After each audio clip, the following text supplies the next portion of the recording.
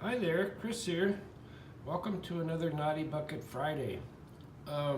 It's also moving day, and I'm moving all my locks from these plastic drawers, which I had piled on my table. You can see there.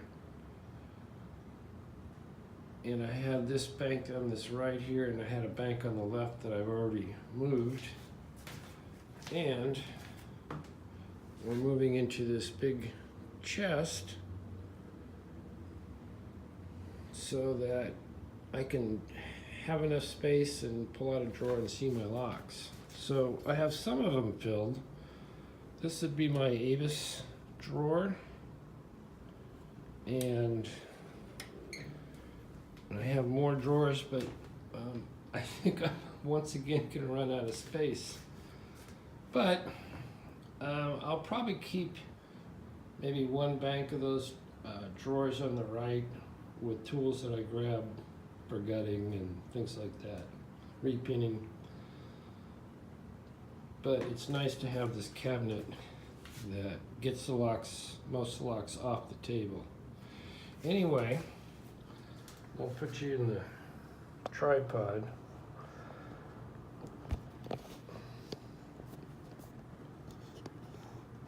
And see if we can't do a Naughty Bucket Friday.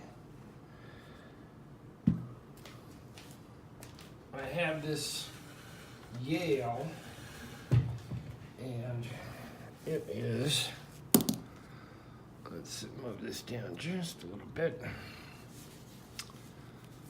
I have this Yale, and it's a railroad switch lock.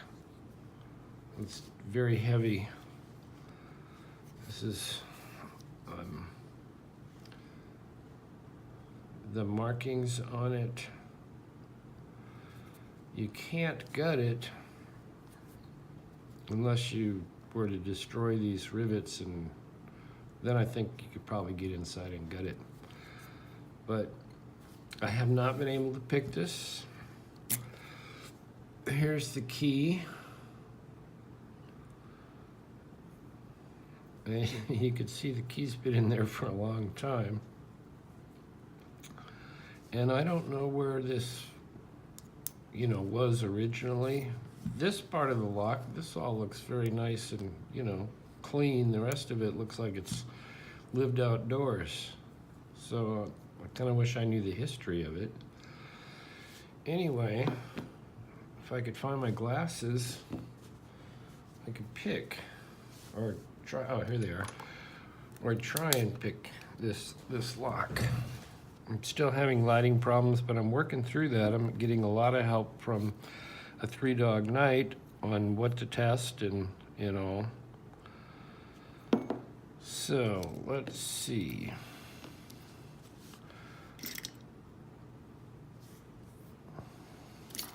Kind of in disarray with moving everything.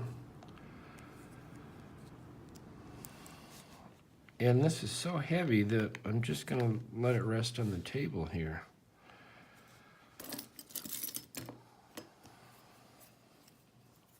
And I think it's a 7-pin lock. Let's see. 1, 2, 3, 4, 5, 6, 6. It's a 6-pin lock. Well, 6 is enough.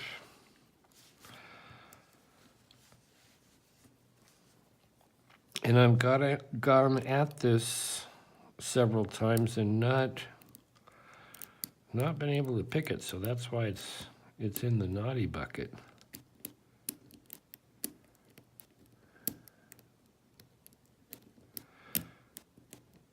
And I've picked a lot of Yale locks, but this one doesn't seem to.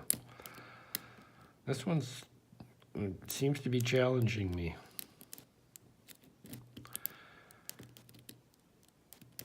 And I think it's all standard pins. I'll see if I get the light in here a little bit better. I don't think so.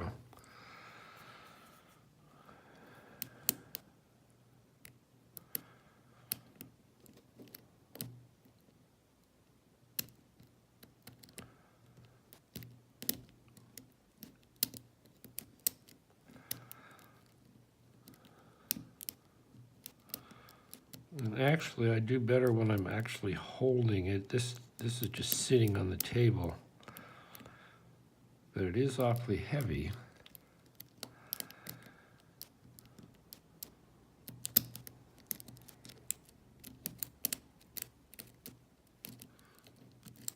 And I don't ever seem to set much. I might have set one pin there. Let's see if I can hold it a little bit.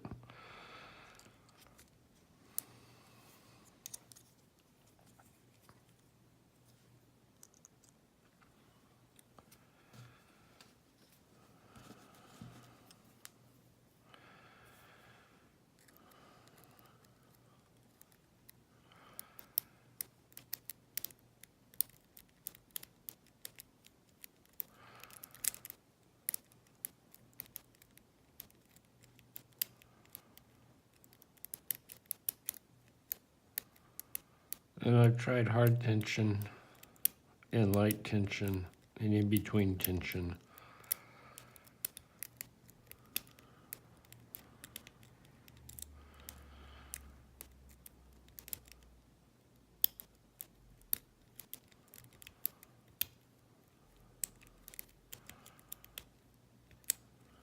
I think I find standard pins, a whole slew of standard pins harder than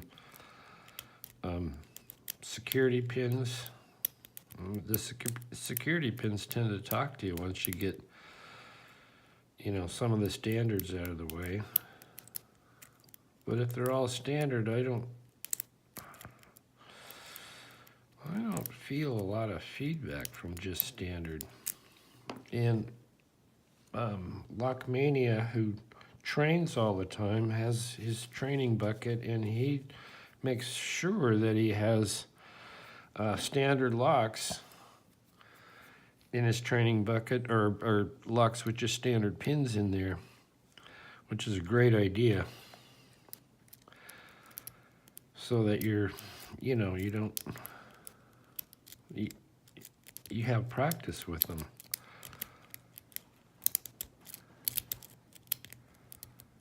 And I don't train with them, but I have some American Lockwood padlocks that I believe are all standard pins that I go at quite frequently. I have not got them open. I think I got one of them open. And I've been able to shim them open. Some have keys, some don't. One of them, actually, the locking pawl is stuck.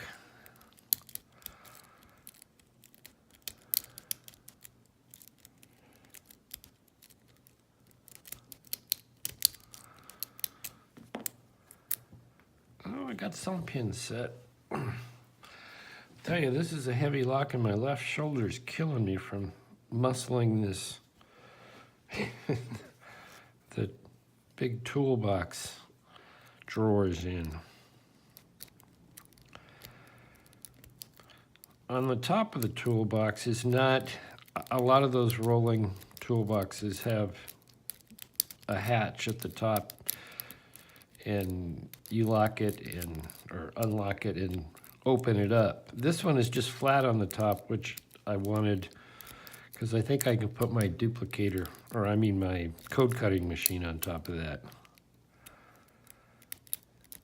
And I won't have a big open top that obscures the window, because I like to be able to see out the window too.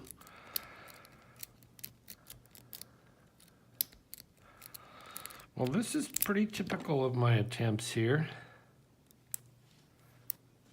It's like maybe I set 2 pins before. I think I'd set more than 2.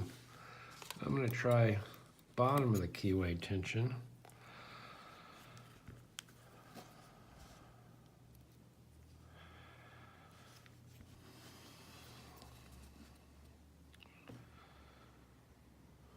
And I'm not opposed to raking something.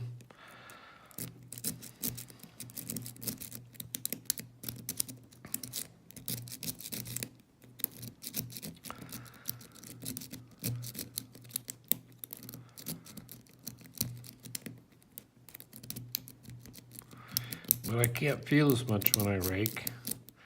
And generally I rake with one of these Bogota style Sparrows picks, and I break them. I've broken, I think, 3 of them. Nothing against Sparrows and their steel or anything. I really think they're really great and durable picks, but I think I might abuse them. So that's the bad news. You break a pick, but the good news is I take them and I make these baby picks with them, which are really good for sidebars. And like if you're picking a Schleg Everest, these are really good for dipping in and hitting that little check pin on the side. I have used them with ASA Twin 600 twins, or I think that's 6,000 twins, I don't know, to try and set the side pins. I'm not so good at those yet. They're a really tough lock. But I do have some, and I do practice and work on those. I work on a lot of stuff. And maybe I should focus more on, you know, just one lock. But I tend to pick up different locks all the time and work on them. Wow, that was a lot of pins. But still, I didn't feel any core movement. Even, you know, with some of my standard pin ones, you'll get there and you get very close, and all of a sudden you feel a little bit of core movement, and then you got one really stucky pin that you finally get, and boom, you know, you're open. But I haven't got there with this one yet. And that may be it. Yeah, that wasn't a very good attempt. I think I'm going to call this a whooped Naughty Bucket Friday with this massive railroad switch lock. Anyway, thanks for watching. I'm going to go back to trying to get the lock sorted out and move into my new cabinet. And hit the like button, subscribe, leave a comment, and thanks so much. We'll see you next time.